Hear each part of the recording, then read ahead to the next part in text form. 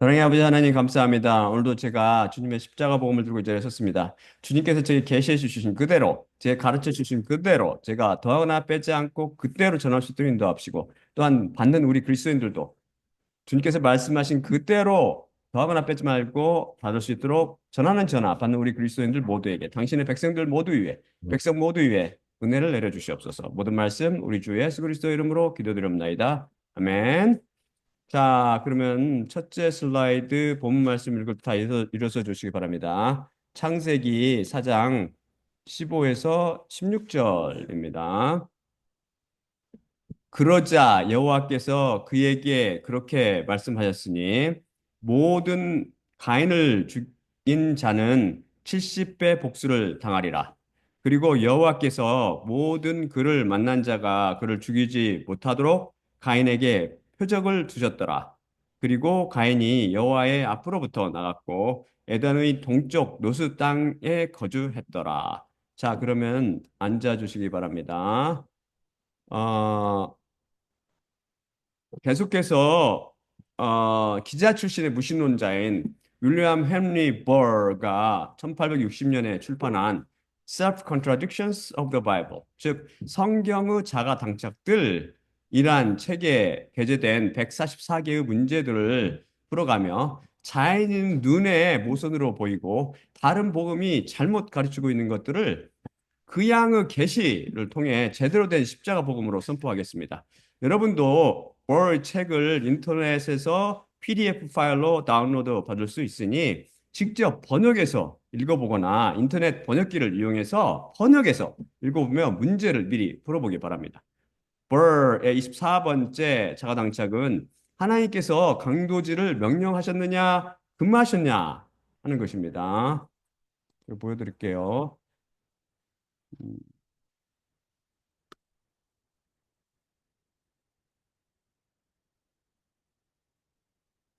하나님께서는 강도질을 명령하셨다.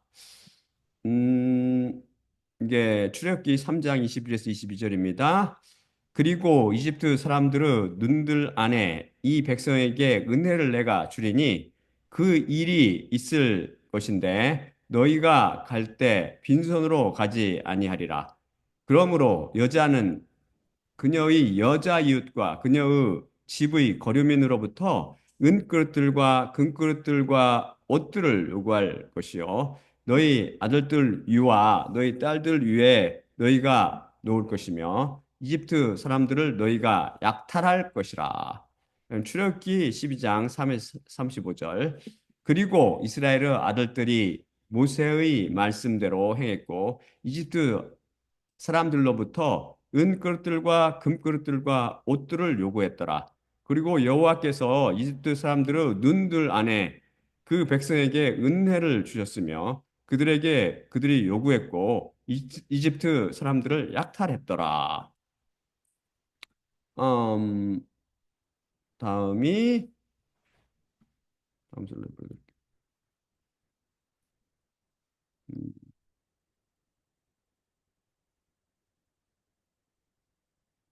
하나님께서 강도질을 금하셨다. 레이기 19장 13에서 14절. 내 이웃을 너는 압제하지 말 것이요 강도질하지 말 것이며 노동자의 삭슬 아침까지 너와 함께 밤새 머물게 하지 말지니라. 출애굽기 20장 15절. 너는 도둑질하지 말 것이라. 어, 우선 burn은 spoil, 즉 약탈하다라는 단어와 steal, 곧 훔치다라는 단어 및 rob, 즉 도둑, 강도질하다라는 단어를 혼동하였습니다. 하나님 말씀 하나하나를 진리로 절대 받아들이지 못하며 소설책 읽듯 성경 말씀을 읽기 때문입니다. 쉽게 말해 하나님께서는 강도질이나 도둑질하지 말라고 명령하셨지 약탈하지 말라고는 안 하셨습니다. 억지 같다고요? 여호사밧이 유다 왕이었을 때 모압과 암몬 사람들이 세일산 주민들과 연맹하여 유다와 예루살렘을 치러 옵니다. 그때 여호사밧은 유다 모든 백성에게 금식을 선포하고 하나님께 기도하라고 명령합니다. 솔로몬은 성전 건축 기도를 인용하며 자신들의 기도를 들어달라고 하나님께 간청하지요. 하나님께서 여호사밧 왕을 비롯한 남녀노소 기도를 들으시고 야하시엘이란 사람에게 영으로 임하시어 역대기하 20장 15절 말씀을 하십니다. 즉, 이 거대한 무리로 인해서 너희는 두려워하지 말며 너희는 낭망하지 말지니 그 전쟁은 너희 것이 아니요 하나님의 것이기 때문이라. 하나님께서 전쟁에 개입하시면 그 전쟁은 이미 끝난 것 아닙니까? 이에 여호사밧은 역대기하 20장 20절을 통해 유다와 예루살렘의 거주민들아 나를 들으라. 여호와 너희 하나님을 너희가 믿으라. 그러면 너희가 견고해지리라. 너희가 그분의 예언자들을 믿으며 너희가 예언자들을 믿으며 너희가 형통하라라고 말합니다. 이것을 히브리어 원어의 뜻을 살려 다시 번역하면 유다와 예루살렘의 거주민들아 나를 들으라. 너희가 여호와 너희 하나님께 맡기라. 그러면 너희가 견고해지리라. 너희가 그분의 예언자들에게 맡기며 너희가 형통하라. 이미 우리는 히브리어 아만 곧 믿다는 것의 원어적 의미는 여호와께 맡기다라고 배웠으며 따라서 그것의 명사인 에무나 곧 믿음이란 자기 고집으로 우기는 것이 아니라 오히려 자기 고집을 버리고 하나님께 맡기는 것이라고 배웠습니다. 예수님께서 하셨듯이죠. 여호사밧이 말했듯이 우리가 견고해질 수 있는 유일한 방법은 여호와 예수 그리스도께 맡기는 것입니다. 그분이 강한 성령이시기 때문이죠. 그는 또한 하나님의 예언자들에게도 맡기라고 말합니다. 그들을 통해 선포되는 십자가 복음을 하나님의 음성으로 믿고 그것에게 순종하라는 의미죠. 그리고 그는 너희는 형통하라고 명령합니다. 이 문장은 히브리어로 짤락 곧 prosper나 succeed로 형통하다, 번창하다나 성공하다. 나는 동사가 히브리어 명사인 하즐리 하즐리후 하즐리후로 너희가 형통하라 혹은 너희가 성공하라는 명령입니다. 모든 번역 성경들이 이것을 이성과 감성으로 판단하고 헤아린 후 평서문으로 바꿈으로 오역했죠. YLT만 제대로 명령형으로 번역했지만 이 구절의 다른 부분을 또 오역했습니다. 형통하라 혹은 성공하라 라고 명령을 할 수 있는 것은 우리에게 그것을 행할 수 있는 능력이 있기 때문입니다. 왜 그렇죠? 바로 우리 안에 계신 형통의 영, 번영의 영, 성공의 영이신 성령님을 통해서입니다. 그 능력의 영은 오직 우리가 여호와 예수 그리스도께 맡기며 십자가 복음을 전하는 예언자들에게 맡길 때 주어집니다.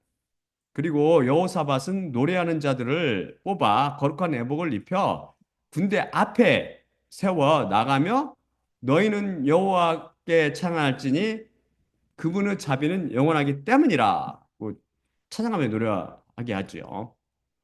이렇게 그들이 찬양을 시작할 때 여호와께서 암몬과 모압과 세일산 주민들이 서로 쳐서 주의해 하심으로 단 한 사람도 남김없이 다 자멸하게 됩니다.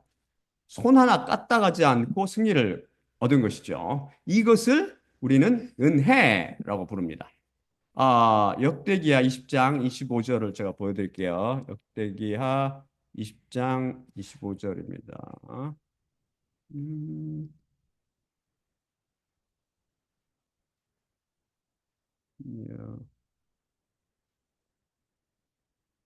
야, 20장 25절이요.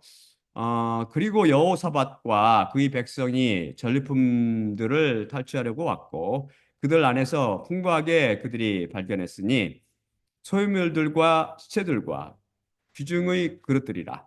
그리고 들을 수 없을 만큼 그들이 들을 수 없을 만큼 그들이 약탈했는데 그 전리품을 그들이 탈취하는데 사흘이 걸렸으니 그것이 많았기 때문이었더라. 엄청나게 많은 전리품을 얻은 거죠. 그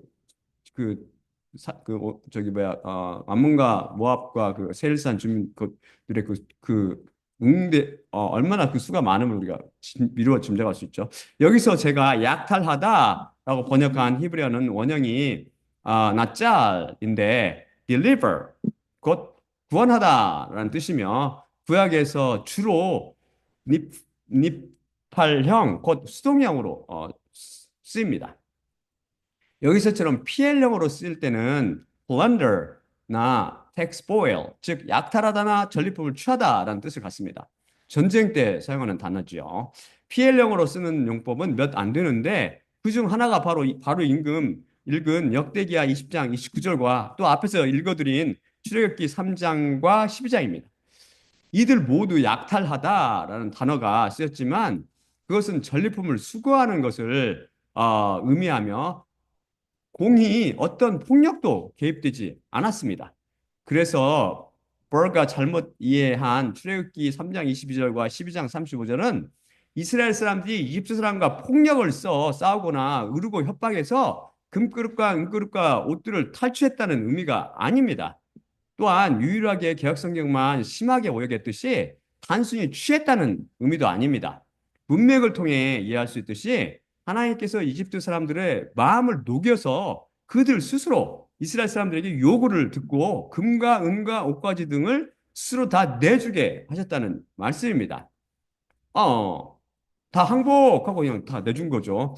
그런데 하나님께서 왜 약탈하다나 전리품을 취하다라는 의미를 갖는 폭력성이 변하는 단어를 쓰셨을까요?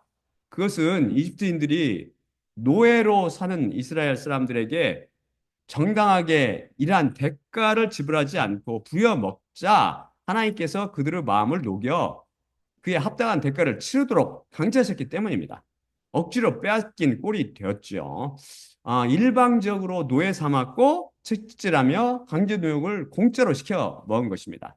그래서 마치 여호사밧이 암몬과 모압 및 셀산 거주민들로부터 폭력 하나 쓰지 않고 전리품을 노력했던 것처럼 이집 사람들을 바보처럼 만들어 자신들이 귀중히 여긴 것들을 기꺼이 내주게 만드셨던 것이죠. 그것은 그들이 자발적으로 한 것이 아니라 하나님으로 인한 강제성이 들어가므로 노략질하다라는 폭력적인 단어를 사용했던 것입니다.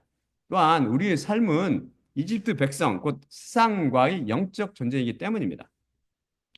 야고브, 삼손, 라반이 야곱을 부려먹기만 하고 삭슬 정당하게 치르지 않자 하나님께서 개입하셔서 건강한 양들이 새끼를 뵐 때 줄무늬가 있는 것과 점퉁이 성인 것과 점이 군데군데 박힌 것만 낳게 하셔서 라반의 양들을 빼앗아 타 야고브에 주셨듯이 세상 곧 이집트 사람들의 것을 빼앗아 이스라엘 백성에게 은혜로 주신 것입니다. 여기에는 전혀 폭력이 개입되지 않았지요. 눈을 뜨고 저항 하나 못하고 노략당한 것입니다. 그런데 이 금과 은 등이 나중에 여호와라 불리는 금송아지를 만드는 데 쓰였습니다. 여호와 하나님을 잘못 알고 다른 복음을 좇으면 그런 결과가 나오지요. 하나님께 은혜로 받은 것을 세상을 위해 쓰게 됩니다. 그 마지막은 사망입니다. 그들은 하나님께 심판을 받고 죽임을 당했습니다. 하지만 그들은 또한 성막과 그것 안의 기구들 및 제사장의 옷 등을 만드는 재료로도 쓰였습니다. 바로 하나님의 놀라운 계획이 있었기에 이렇게 이집트 사람들의 마음을 녹여 이집트 사람 스스로 성막과 그 모든 것을 만들 재료를 토해내게 만드신 것이죠. 얼마나 놀랐습니까? 이집트 곧 쌍의 것을 이용하여 하나님을 위해 쓰면 하나님께서 기뻐 받으시는 것이 만들어져 나옵니다. 어차피 모든 것은 하나님 것이다. 이집트 사람 것이 아니라고요. 역시 성경 말씀 속에는 절대 오류나 모순 혹은 자가당착이 있을 수 없고 자인들의 혼동만 있을 뿐입니다. 버가 제기한 성경의 25번째 자가당착은 하나님께서 하는 것을 승인하시고 제가 하시느냐 아니면 거짓말을 금하시나요 하는 것입니다. 제가 보여드릴게요. 많은 사람들이 이걸 오해하고 이해를 못하지요. 잘못 교육받아서. 어, 제가 오늘 확실히 가르쳐 드릴게요. 음, 여호수아 2장 46절입니다. 그러나 그 여자가 그 두 남자들을 취했고 그를 숨겼으며 말했으니 그 남자들이 그렇게 나에게 왔으나 어디서 그들이 왔는지 저는 알지 못했나이다. 그리고 어두울 때 그 대문, 아니 그 대문이 닫히려고 할 때 그 남자들이 나왔고 그 남자들이 어디로 갔는지 저는 알지 못했나이다. 그들을 당신들이 따라잡도록 빨리 그들의 뒤를 추적하소서. 그런데 그녀 자신이 이미 그들을 지붕 쪽으로 데리고 올라갔고 그녀를 위해 지붕 위에 널려놓은 그 나무 아마들로 그들을 감추었더라. 라합 이야기죠. 기생 라합, 창녀 라합. 그다음에 야고보서 2장 25절. 그런데 마찬가지로 창녀 라합도 그 사자들을 영접하였고 또한 다른 길로 내보내 행위들에 의해 의롭다함을 받지 않았느냐. 음, 다음이 출애굽기 1장 18에서 20절입니다. 그러자 이집트 왕이 그 산파들을 불렀고 그녀들에게 말했으니 왜 이 일을 너희가 행하여 그 아이들을 살게 하였느냐? 그러자 그 산파들이 파라오에게 말했으니 히브리 여인들은 이집트 여인들과 같지 않기 때문이니 그들은 활기차서 그녀들을 향해 조산하려고 그녀가 오기 전에 그들이 아이를 낳나이다. 그래서 하나님께서 그 산파들을 잘되게 하셨고 그 백성이 증가했으며 매우 그들이 강력했더라. 그다음에 음, 열왕기상 22장 20에서 22절입니다. 그리고 여호와께서 말씀하셨으니 누가 아합을 꾀어 그가 올라가서 길르앗 라못 안에서 넘어지게 할 것이냐?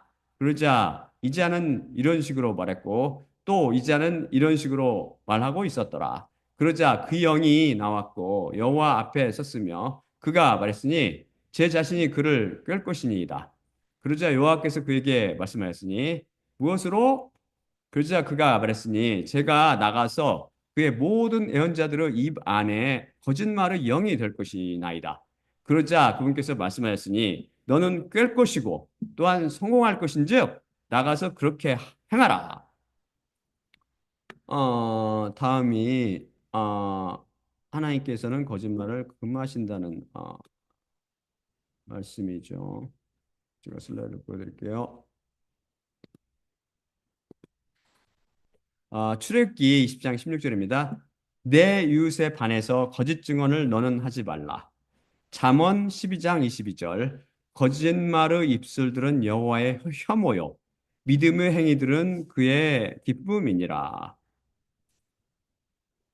다음이 요한계시록 21장 8절 말씀입니다. 그러나 두려워하는 자들에게 그리고 불신자들에게 그리고 혐오스럽게 된 자들에게 그리고 살인자들에게 그리고 간음자들에게 그리고 마법사들에게 그리고 우상숭배자들에게 그리고 모든 거짓말하는 자들에게 불과 유황에 의해 불태워지는 그 못 안에 그들의 분깃이 있으리니 그것은 둘째 사망이라. 음,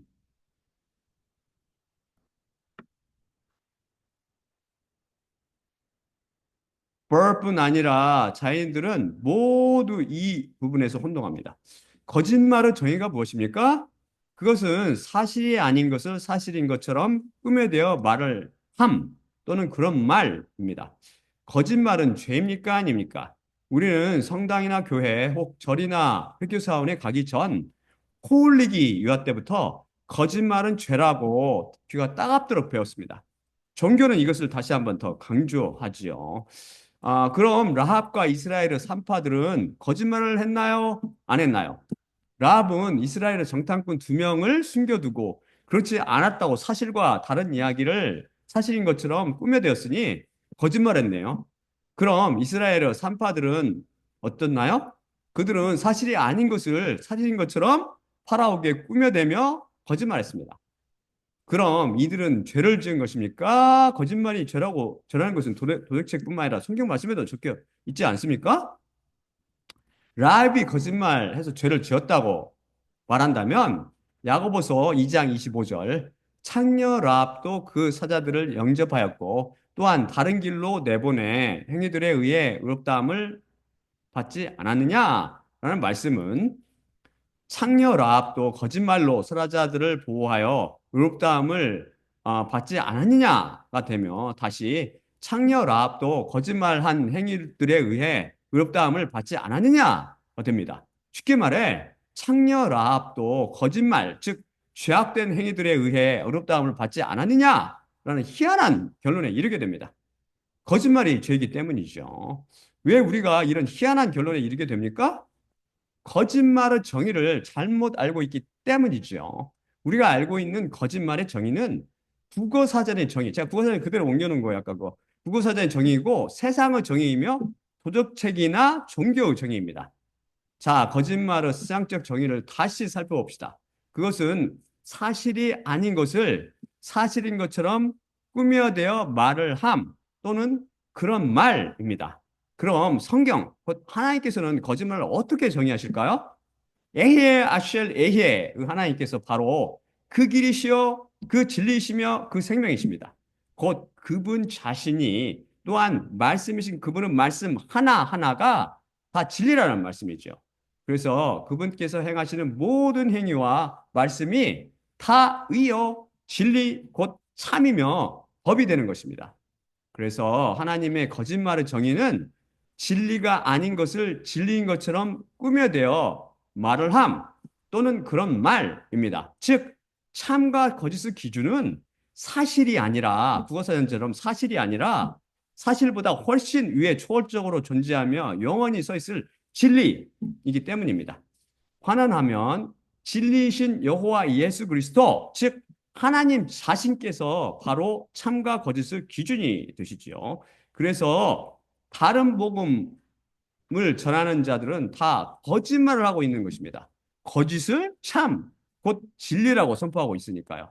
그래서 하나님을 위한 것, 곧 진리편에 선 것이 참이요. 그분을 위해 말하는 것이 참말이며 그것을 거스르는 것이 거짓이고 그분을 거스려 말하는 것이 거짓말이 됩니다. 자, 그렇다면 창녀 라합은 하나님을 위해, 곧 진리를 위해 이스라엘의 정탐꾼을 숨겨주고 보호해 줬나요? 아니면 그분을 거스려 자신의 왕을 위해 그런 짓을 했나요? 당연히 하나님을 위한 것이었으며 진리를 위한 것이었습니다. 그러면 정탐꾼을 숨겨주고 그렇지 않은 것처럼 말한 라합은 거짓말한 것입니까? 참을 말한 것입니까? 하나님 보시기에 참을 말한 것입니다. 참말한 것이죠. 그래서 그녀는 도덕 교과서의 정의에 따르면 거짓말을 했을지 모르나 성경 말씀의 정의에 따르면 참을 말했고 그것이 믿음의 행위로 간주되어 구원을 받을 수 있었던 것입니다. 히브리 산파들도 마찬가지였습니다. 그들은 파라오 입에서 거짓말을 했던 것처럼 들리지만 그들의 말을 듣고 계셨던 하나님 앞에서 참말을 하고 있었던 것이고 그래서 하나님께서 그들이 잘 되게 하셨던 것입니다. 이것을 인본주의에 물든 버나 자연인 종교인들이 이해를 못하지요. 왜 그러냐? 왜 그러나요? 창조주 하나님의 주권, 그분의 권세를 인정하지 못하기 때문입니다. 그분을 절대 진리로 절대 인정 못하지요. 명심하십시오. 참과 거짓의 기준은 세상도 종교도 도덕책도 아니고 살아계신 하나님이시며 그분의 말씀인 성경책입니다. 또한 우리는 지난 시간 모든 영혼은 자기보다 위에 있는 권세들에게 복종하야만 하리니 하나님께로부터 나지 않은 권세가 없기 때문이요. 존재하는 권세들은 하나님께 의해 위임되었기 때문이라. 는 로마서 13장 1절을 통해 여호와 예수 그리스도께서는 모든 통치자와 권세의 머리시며 하늘에 있는 것들뿐 아니라 땅에 속한 통치자와 권세도 그분께로 말미암는다고 배웠습니다. 그래서 어떤 일을 행하실 때, 아멘, 행할 때 때로 악한 마귀를 하나님께서 사용하십니다. 그분의 지혜에 따르는 것이죠. 이런 악한 영을 하나님께서 도구로 쓰실 때 두 가지 반응이 일어납니다. 거짓을 사랑하며 그것을 믿는 아말렉 사람들은 이 거짓의 말에 속아 넘어갑니다. 하지만 피에 담가져 있는 말씀을 가진 예수님의 양들은 그분의 음성을 분별하여 알아들으므로 거짓말에 미혹되지 않습니다. 또한 아합의 경우를 봐서 알 수 있듯이 쌍 끝을 보시고 계시는 하나님께서는 아합이 결코 하나님의 음성에 귀 기울이지도 그분의 은혜와 자비를 끝까지 거부할 것도 아셨습니다. 그래서 거짓말의 영을 통해 그를 꿰어 죽이기로 작정하였습니다. 그분은 사랑의 끝까지 등을 돌리는 아합에 대해 때가 찾아 그를 불러 심판하여 음부로 던져 넣으시기 위함이셨죠. 바로 이렇듯 하나님을 끝까지 거부하는 자를 꿰는 것도 의요 선이며 그를 악한 영을 이용하여 미혹시켜 죽음으로 인도하는 것도 그분의 의요 선이십니다. 악한 자가 세상에 오래 머물러 있을수록 그 죄만 더 늘어날 뿐이며 결과적으로 그의 형벌만 가중되고 또한 다른 사람들을 해치거나 악한 영향을 줘 그 누구에게도 도움이 되지 않기 때문이죠.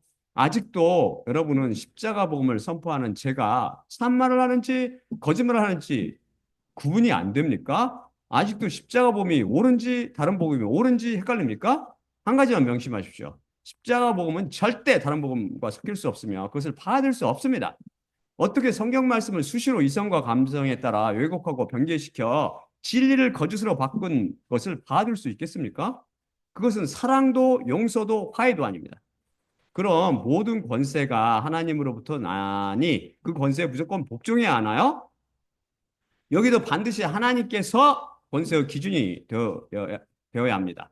권세와 권위와 권세가 하나님을 거스리면 참 권세요 권위의 머리인 하나님께 복종해야 합니다. 그 어떤 권세보다 하나님을 더 두려워야 합니다.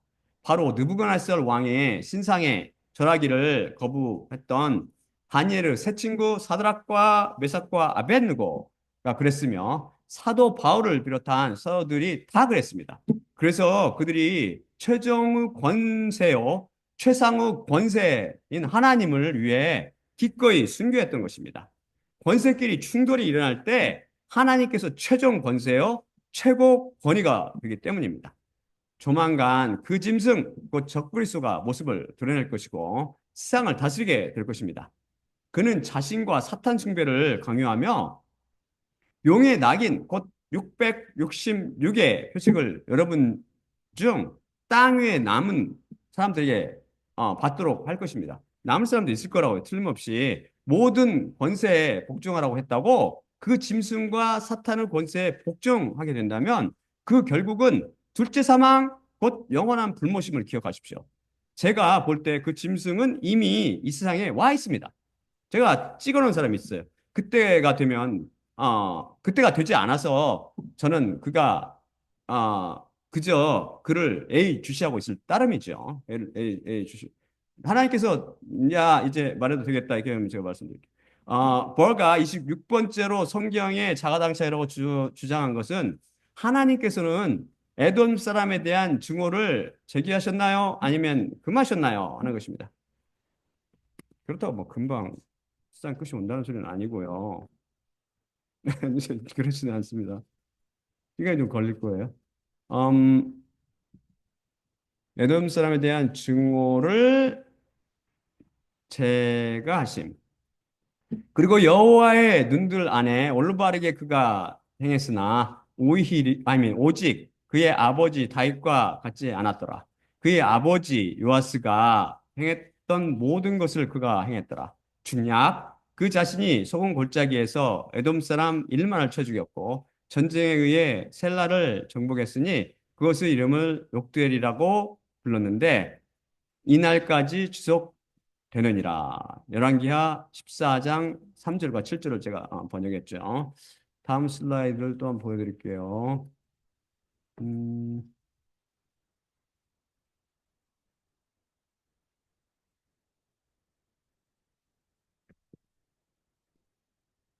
에돔 사람에 대한 증오를 금하심. 에돔 사람을 내가 혐오하지 말 것이니 그는 내 형제이기 때문이요. 이집트 사람을 내가 혐오하지 말 것이니 그의 땅 안에서 내가 거류민이었기 때문이라. 아, 벌가 이것을 오류 이것을 성경어 자가당착으로 생각한 이유는 성경 속의 비유를 전혀 이해하지 못하기 때문입니다. 사실 자연인에게 그것을 기대한다는 것은 무리이긴 합니다. 열왕기 하 14장 7절에서 그 자신이란 유다왕 아마샤를 지칭합니다. 그가 에돔 사람 1만을 쳐 죽였는데 이것이 잘한 일인지 악한 행위인지 성경 말씀은 침묵하고 있습니다. 사실 에돔은 언젠가 배웠는데 여리고 성이나 바벨론처럼 세상을 비유합니다. 이런 비유를 알아보고 이해하는 것은 영의 눈, 곧 성령님의 조명이 있어야 가능합니다. 다음 슬라이드 제가 보여드릴게요. 오바댜 8절과 9절입니다. 오바댜는 그냥 장이 없죠. 한 책. 일장이라고 하기도 하는데 그냥 오바댜 8에서 9절. 저날 안에 여호와의 발설, 에돔으로부터 지혜로운 자들을 에서의 산으로부터 이해를 멸절시키지 않으시겠느냐. 그러므로 내 용사들 대마나 낭망할 것이니 에서의 산으로부터 살육으로 남자가 끊어질 것이기 때문이라. 여기서 보듯 여기서 지금 에돔은 세상을 의미하죠. 여기서 보듯이 하나님께서 오바댜를 비롯하여 여러 예언자들의 입을 빌리셔서 에돔의 멸망을 예언하십니다. 여기서 에돔은 세상을 비유하기 때문입니다. 그래서 아마샤가 에돔 사람 1만을 쳐죽인 것은 비유인데 영적 전쟁에서 십자가 복음을 통해 세상을 복음화하는 것을 비유하고 있습니다. 이에 반해 신명기 23장 7절을 통해 에돔 사람을 미워하지 말라고 하신 것은 에돔 민족이 야곱의 형제 에서 후손으로 야곱 자손과 에서 자손은 서로 혈연, 곧 형제 관계에 있기 때문입니다. 여기서 에돔 사람은 세상 사람을 비유하지 않고 있죠. 아니 비유하지 않고 있죠. 사실 나중에 에돔 사람들은 이스라엘 사람으로 흡수되어 지금은 유대인이 되었다고 전해집니다. 헤롯 대왕이 대표적인 에돔 출신의 왕이지요. 이렇듯 성경 중에서 비유를 이해하지 못하면 눈뜬 장님이 되어 성경 말씀이 다 혼동되며 모순이요 자가당착으로 보이는 것입니다. 사실 우리 인간인 우리가 그 누구 어떤 인간을 미워하고 판단할 수 있겠습니까? 하나님께서 설마 가인 너는 지옥에 가라 이게 또 우리가 가인을 손가락질 할 수 있냐고요. 그렇게 못하는 것입니다. 오직 심판은 우리 하나님 한 분만 하실 수 있습니다. 하나님 한 분만. 그 밖에 모든 사람들 그 누구를 미워해도 안 되고 그 누구를 정죄해도 안 되는 거죠. 우리한테는 그런 저기 자격이 없는 거죠. 우리가. 자, 벌의 27번째 성경 쓰고 자가당착은 하나님께서 살인을 명하셨나요? 아니면은 금하셨나요?에 관한 것입니다.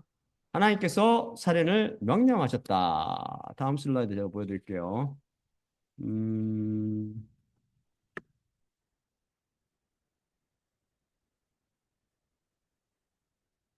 자, 이거는 출애굽기 32장 27절입니다. 그러자 그들에게 그가 말했으니 그렇게 여호와 이스라엘의 하나님께서 말씀하셨느니라. 남자는 그 칼을 그의 허벅지 위에 두고 진 안에서 대문까지 통과하여 지나갔다가 돌아오라. 그리고 남자는 그 형제를 또한 남자는 그의 이웃을 또한 남자는 그의 가까이 있는 자를 죽이라. 하나님께서 살인을 금하셨다. 다음 슬라이드 제가 보여드릴게요. 음,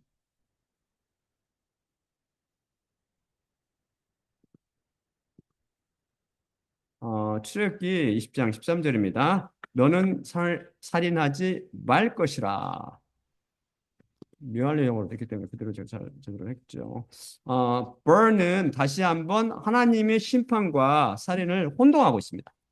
출애굽기 32장에서 모세가 십계명을 받으러 시내산에 올라간 후 더디 내려오자 이스라엘인들이 아론에게 자신들 앞에서 걸어갈 즉 자신들을 위한 하나님을 만들라고 말합니다.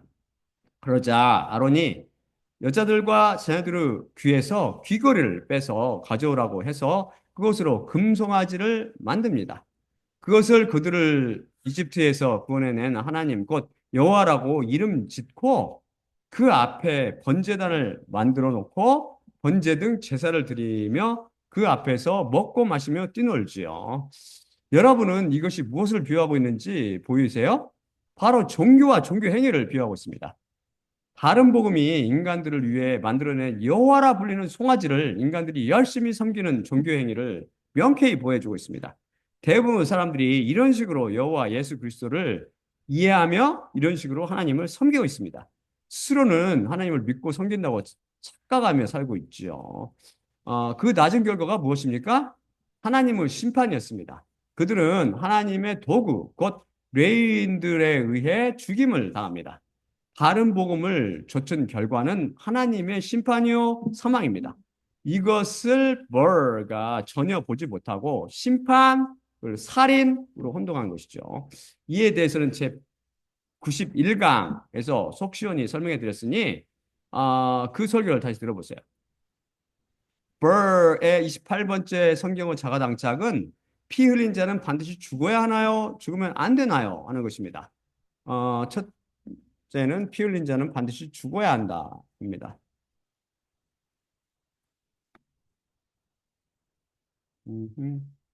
잘 들어보세요. 음, 창세기 9장 5에서 6절입니다. 그리고 정녕 너희의 피를 너희의 영혼들을 위해 내가 구하리라.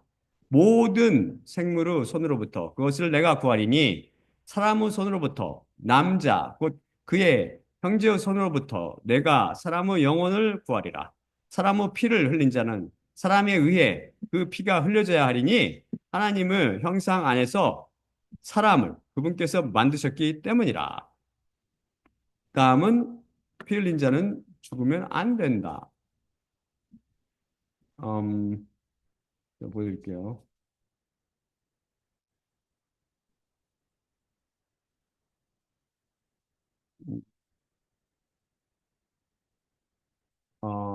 가인과 아벨 이야기에서 가인이 아벨을 죽인 다음에 하나님 심판이 된다는 말씀입니다. 창세기 4장 15, 16절.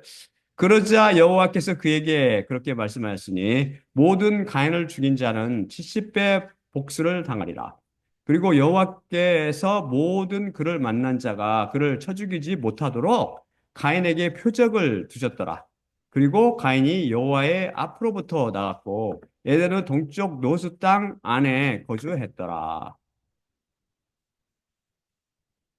이해되세요? 어, 벌는 다시 한번 비유를 이해하지 못하여 잘못을 범했습니다. 하나님께서 인간에게 주신 절대 확고 부동의 명령은 사람의 피를 흘린 자는 사람에 의해 그 피가 흘려져야 하리니 하나님의 형상 안에서 사람을 그분께서 만드셨기 때문이라입니다. 피를 흘린다는 것은 살인을 의미합니다. 피를 흘린 자는 자신이 살인한 죄에 대해 반드시 자신이 죽어서 자기 영혼으로 그 죽은 영혼의 대가를 치러야 한다는 말씀이지요. 이 심판에 대해 자신이 죽지 않는 유일한 해결책으로 자신이 직접 피를 흘려 죽는 대신 예수 그리스도 피를 통해 그 영혼의 값을 치르는 것이라고 여러 차례 배웠지요. 이것은 절대 분별의 진리입니다. 사망은 사망으로 이 원칙이며 모든 피조물에게 적용됩니다. 마귀가 결국 불못에서 둘째 사망을 겪어야 하는 이유는 그가 너무나 많은 영혼을 사망으로 빠뜨렸기 때문입니다. 문제는 완전하시며 의 자체이신 여호와 예수 그리스도께는 흉기를 써서 남을 죽이는 것만 살인이 아니고 형제를 미워하는 것도 피 흘린 죄, 곧 살인에 해당한다는 것입니다. 요한일서에서 우리 배웠죠. 형제를 미워해 보지 않은 사람이 어디 있나요? 그래서 우리 모두는 살인자이며 그 대가를 피로, 즉 영혼으로 치러야 합니다. 그런데 그 형제, 곧 아벨의 피를 흘린 가인이 이런 하나님의 계명대로 사람들이 그를 만나서 죽이면 어찌하나 두려워하며 하나님께 하소연합니다. 그러자 하나님께서 뭐라고 그러세요? 모든 가인을 죽인 자는 70배 복수를 당하리라 고 말씀하시며 가인을 만난 자가 그를 쳐 죽이지 못하도록 가인에게 표적을 주셨습니다. 여러분, 이 표적이 무엇이며 이것이 무슨 뜻인지 이해 갑니까? 이것은 비유입니다. 이 비유를 자연인은 버가 이성과 감성을 통해 이해하려 했다가 오바댜의 입을 빌려 아까 지금 아이가 이거 들었듯이 에돔으로부터 지혜로운 자들을 에서의 산으로부터 이해를 멸절시키지 않으시겠느냐고 말씀하신 대로 에돔 사람인 그는 지혜로운 체하다 실은 바보임이 드러나게 되었습니다. 가인의 비유를 전혀 이해하지 못했기 때문이죠. 가인은 인류 최초 살인자였습니다. 그는 살인자 집단인 인류를 대표하고 있습니다. 인간 모두가 하나님 보시기에 형제를 미워하여 형제의 피를 흘린 살인자라고 했지요. 가인을 비롯한 사람들이 왜 모두 죽기를 두려워합니까? 인간은 모두 살인자이기 때문입니다. 그래서 반드시 피를 흘려 죽어야 하기 때문이죠. 여기서 피를 흘려 죽는다는 것은 단순히 목숨이 끊어지는 것을 의미하지 않습니다. 그것은 영혼의 사망을 의미하며 결국 둘째 사망, 곧 지옥불의 형벌을 의미합니다. 버가 이것도 몰랐지요. 그래서 모든 인간들은 사망, 곧 죽음을 두려워합니다. 죽음 뒤에 올 지옥불의 형벌을 무식 중에 의식하고 있기 때문인데 이것을 요한일서 4장 18절은 두려움은 형벌을 갖고 있음이라고 증언합니다. 그래서 마귀가 사망을 두려워하는 인간을 종교라는 것을 통해 그의 세력 안에 자기 노예로 가두어 뒀다고 제 158강에서 살펴봤습니다. 제가 다른 복음을 절대 용납하지 못하고 교회에 있을 때마다 그것을 공격하는 이유는 그것의 뿌리가 바로 마귀이기 때문입니다. 문제는 모두가 독사의 맹독이 된 창녀 포도주에 취해서 이것을 전혀 인식하지 못하고 있다는 슬픈 사실입니다. 자, 그럼 다음 슬라이드 제가 보여드릴게요. 히브리서 2장 14에서 15절입니다. 히브리서 2장 14에서 15절입니다. 히브리서 2장 14에서 15절 말씀이지요. 잘 들어보세요. 음, 아이들이 피와 살을 분담하고 있기 때문에 그분 자신 또한 같은 방식으로 그들에 참여하셨는데 사망을 통해 사망의 세력을 가진 자, 즉 마귀를 폐하려 하심이니 이들 곧 삶 전체를 통해 사망의 두려움에 의해 노예 신분으로 애숙되어 있는 자들마다 해방시키려 하심이라. 명확하지요. 어, 종교의 탄생은 사실 인간이 만들어낸 것처럼 보이지만 그 뒤에는 사탄 마귀가 숨어 있습니다. 왜 종교가 탄생했는지 아시나요? 여기서 보듯 그것은 바로 죽음에 대한 두려움 때문입니다. 죽음에 대한 공포지요. 인간들이 죽기를 두려워하며 죽음 이후 상태를 두려워하기 때문에 초월적인 존재인 하나님을 왜곡하거나 그것을 다른 모양으로 만들어내어 죽음에 대한 공포를 애써 극복하려 했지요. 여호와라 불리는 송아지를 만들어낸 것이 정확히 이것을 비유하고 있습니다. 기독교를 통해 예수 가면을 쓴 마귀가 보입니까? 인간이 죽음, 곧 사망에 대한 두려움으로 인해 종교 노예가 되고 그 종교를 통해 일평생 마귀를 섬기게 되지요. 이렇게 종교를 통해 마귀의 노예가 된 인간을 해방시키기 위해 예수님께서 노예의 형상을 입고 인간이 되었습니다. 그리고 십자가에 달려 돌아가셨지요. 십자가를 통해 사망의 두려움 속에 살며 종교를 통해 마귀의 노예 노릇하는 인간들을 죽음의 공포로부터 해방시키려 하심입니다. 여기서 아이들이란 하나님의 아이들, 곧 자녀들 가르칩니다. 피와 살을 가진 존재만 죽기 때문에 예수님께서 죽으시기 위해서 피와 살을 입고 이 땅에 오셨던 것입니다. 그리고 십자가 위에서 죽으셨지요. 그럼 사망이 이겼습니까? 아니면 생명 왕이신 메시아께서 이기셨습니까? 절대 죽으실 수 없는 생명 자체이신 분이시기에 죽음이 예수님을 가둬두지 못했으며 그분은 사망 권세를 이기시고 부활하셨습니다. 그 십자가의 죽음이 그분의 자녀들을 죽음의 공포와 사망 권세로부터 해방시켜 준 것입니다. 죽음을 통해 죽음의 권세를 깨뜨리셨다는 진리가 정말 신비스럽지 않습니까? 예수님이 죽으러 오셨다고요. 죽으셔서 죽음을 패하시려고. 바로 이 비밀이 십자가봉을 통해 선포되고 있는데도 사람들은 전혀 이것을 알아보지 못하고 있지요. 하나님께 은혜를 간구하기 바랍니다. 들을 귀를 간구하기 바랍니다. 가인으로 대표되는 인간들이 이렇듯 죄로 인해 죽음, 곧 생물학적 죽음 이후 찾아오는 둘째 사망이라는 영원한 불못의 형벌을 두려워하니 이런 두려움에서 해방시켜 주기를 위해 하나님께서 하신 일이 무엇입니까? 그것은 가인에게 표적을 두신 것입니다. 하나님께서 가인에게 표적을 주셨을 때 이 표적의 히브리어는 옷인데 영어로 sign이라는 말인데 십자가 복음을 통해 표적이라는 단어를 들어본 기억이 있나요? 사실 이 히브리어 단어는 구약 성경에서 77회 등장하는데 십자가 숫자죠. 7. 십자가 숫자로 중요한 영적 의미를 가집니다. 하나님께서 홍수로 지구를 멸하신 후 광주에서 나온 노아와 모든 생물과 더불어 언약을 맺으시며 다시는 이 땅을 물로 멸하시지 않으시라고 약속하셨는데 그 표적으로 주신 것이 무지개입니다. 하나님께서 아브라함과 할례 언약을 맺으실 때 할례를 또한 언약의 표적으로 주셨습니다. 믿음을 인정하는 표를 주심으로 복을 약속하셨던 것이죠. 이스라엘을 이집트에서 구원하여 내실 때 모세를 통해 10개의 표적을 보여주셨습니다. 10개 재앙이죠. 율법을 통해서는 그 사람들한테 재앙, 이스라엘 민족들은 이 표적, 율법을 통해서는 무교절과 안식일 등의 표적을 주셨습니다. 기드온도 표적을 하나님께 구했습니다. 양토로 표적 기억나세요? 그 밖에 성경에 많은 표적들이 등장하며 심지어 신약에도 표적이 등장하는데 놀랍게도 대부분의 표적들은 하나의 것을 가리키고 있습니다. 그것이 무엇인지 아세요? 다음 슬라이드 제가 보여드릴게요. 이사야 7장 14절입니다. 이사야 7장 14절입니다. 이사야 7장 14절입니다. 이사야 7장 14절 말씀을 제가 읽어드릴게요.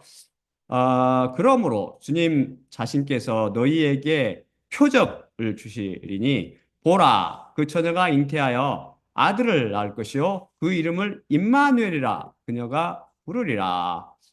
음, 여기서 표적을 주신다는 것은 처녀가 잉태하여 아들을 낳는 것을 표적으로 주셨다고 자인들이 생각하듯 오해하면 안 됩니다.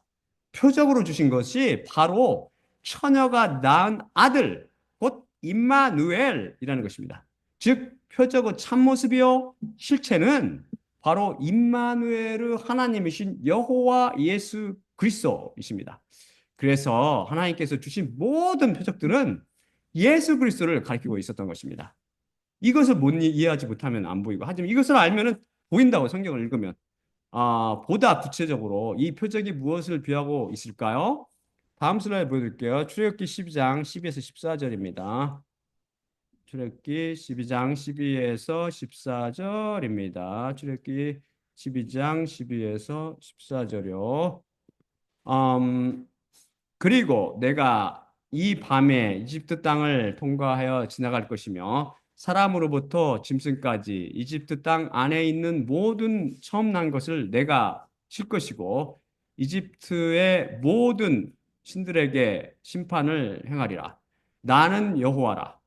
그리고 그 피가 너희가 거기 머무는 그 집들을 위해서 표적이 되리니 내가 그 피를 보면 너희 위로 넘어갈 것이며 이집트 땅 안에서 내가 칠 때 너희 중에서는 파괴하기 위해 타격이 있지 않으리라.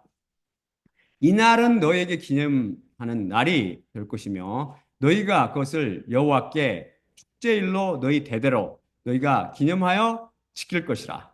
영원한 규례로 너희가 기념하여 지킬 것이라.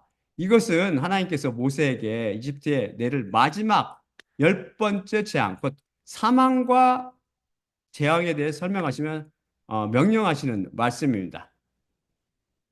이집트에서 하나님께서 모든 처음 난 것을 타격, 곧 치시며 심판하실 때 왜 이집트 모든 처음 난 것들은 죽임을 당하고 이스라엘에 있는 것들은 개의 혀도 건드림 없이 살아남을 수 있었습니까? 그것은 바로 그 양의 피 때문입니다. 제 120강에서 하나님께서 6월절에 이집트를 사망으로 치실 때 하나님께서 보시는 표적인 그 피는 바로 우리의 마음에 존재하는 뿌려진 피에 담가져 있는 말씀인 믿음을 비하고 있다고 배웠습니다. 하나님께서는 바로 사람들의 믿음을 보시고 죄 있다 혹은 죄 없다, 즉 불의하다 혹은 의롭다고 선고하십니다. 믿음이 입에만 발라져 있고 마음은 문설주와 상인방에 피에 담가져 있는 말씀으로 발라져 있지 않는 자는 표적이 없으므로 유죄 판결을 받고 사망의 재앙을 맛보게 됩니다. 반면 피에 담가져 있는 말씀인 살아있는 겨자씨 같은 믿음을 가진 자는 피에 담가져 있는 말씀으로 인해 마음의 문설주와 상인방에서 피가 뚝뚝 떨어지고 있기 때문에 표적, 곧 그 피로 인해 죄의 삭시 이미 치러졌으며 죄 없다고 선고받습니다.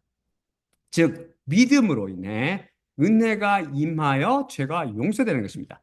그래서 믿음과 은혜는 때려야 뗄 수 없는 관계로 단단하게 맺어져 있으며 모두 예수님의 피로 말미암다고 여러 번 배웠죠.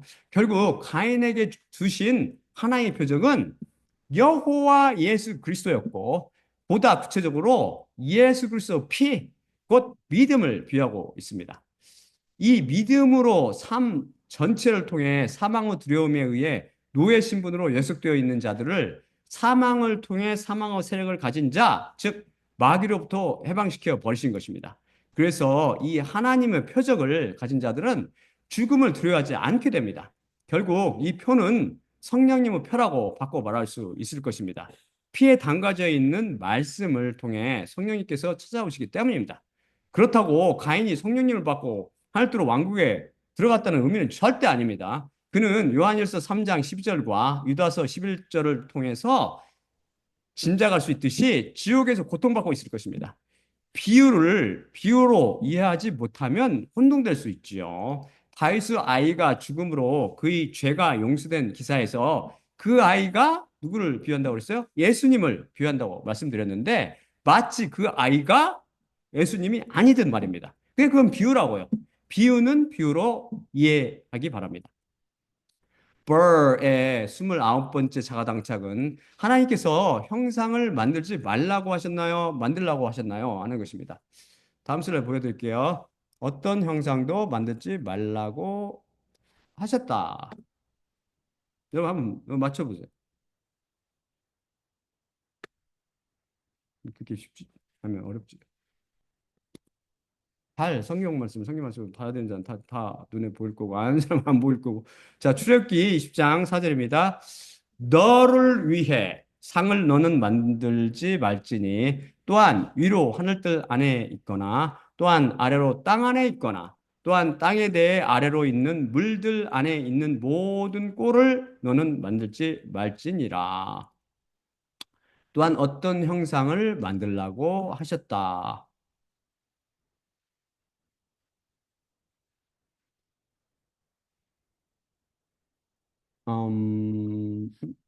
출애굽기 25장 18에서 20절입니다. 그리고 너는 망치를 쳐서 금으로 두 캐rob을 만들지니 그것을 속죄소의 끝 두 곳으로부터 만들 것이라. 그리고 한 캐rob을 이 끝으로부터 만들고 또한 캐rob을 이 끝으로부터 만들지니 속죄소로부터 너희는 그것의 끝 두 곳 위에 그 캐rob들을 만들지니라. 그리고 그 캐rob들은 위로 날개들을 펴고 있어 그들의 날개들로 그 속죄소 위를 감싸고 있으며 그리고 그들의 얼굴은 남자는 그 형제를 향하며 그 캐rob들의 얼굴은 그 속의 속죄소를 향하게 할지니라. 보이세요? 답이? 벌가 여기서 혼동하며 오류를 범한 이유는 그가 성경 말씀 한 말씀 한 말씀을 진리로 받아들이는 눈이 없기 때문입니다. 출애굽기 20장 4절은 분명히 레허, 즉 너를 위해 라는 표현을 넣고 있습니다.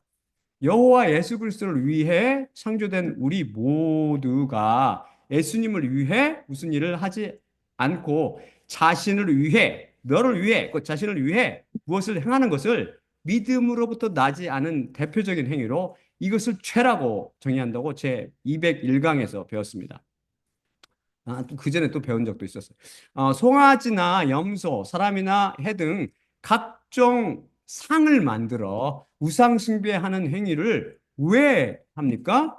바로 자신을 위해 하는 것 아닙니까? 자신을 잘 먹고 잘 살게 해달라고 비는 행위지요. 하지만 하나님의 명령을 따라 속죄소를 만들며 그것을 덮는 캐럿들을 만드는 행위는 나를 위해서입니까? 아니죠. 하나님의 명령을 따라 하나님을 위해 하는 행위요. 믿음의 행위며 하나님 보시기에 선하며 아름다운 행위입니다. 이 속죄소도 예수님을 비유하고 있다고 배웠죠. 십자가 복음을 이해하지 못하는 자연인들은 진리의 성경 말씀을 혼동하여 그것을 자가당착이니 오류 혹은 모순으로 보는 것입니다. 오늘도 다시 한번 확인하거니와 성경 속에는 절대 오류나 모순이 없고 진리를 거짓으로 보는 자연인들의 혼동만 있을 뿐입니다. 자, 그럼 마지막으로 고린도전서 11장 23에서 26절을 읽고 마치겠습니다.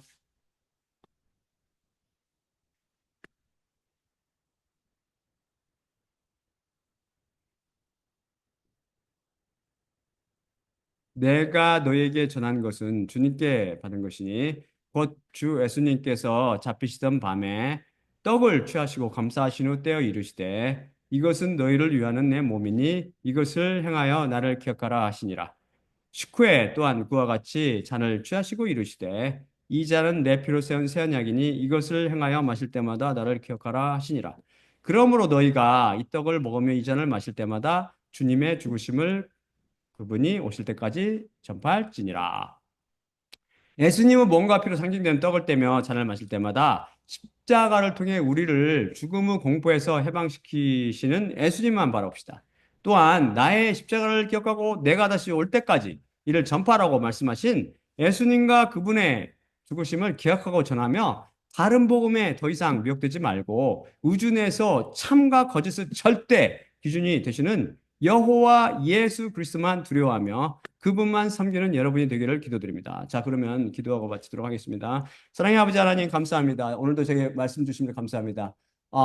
우리 주님의 백성이 십자가 복음을 들어 이 자리에 나왔습니다. 우리는 오늘도 다시 한번 성경 말씀 속에는 절대 오류나 모순이 있을 수 없으며 오직 자연들의 혼동만 있을 뿐이라고 배웠습니다.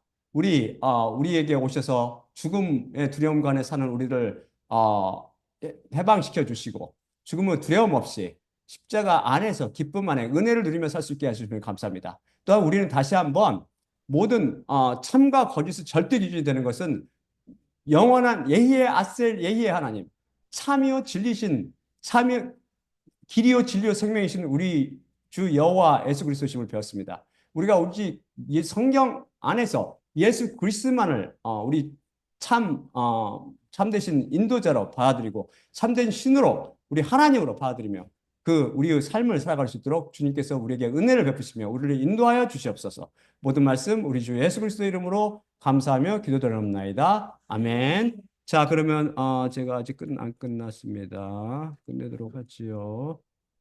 음, 예.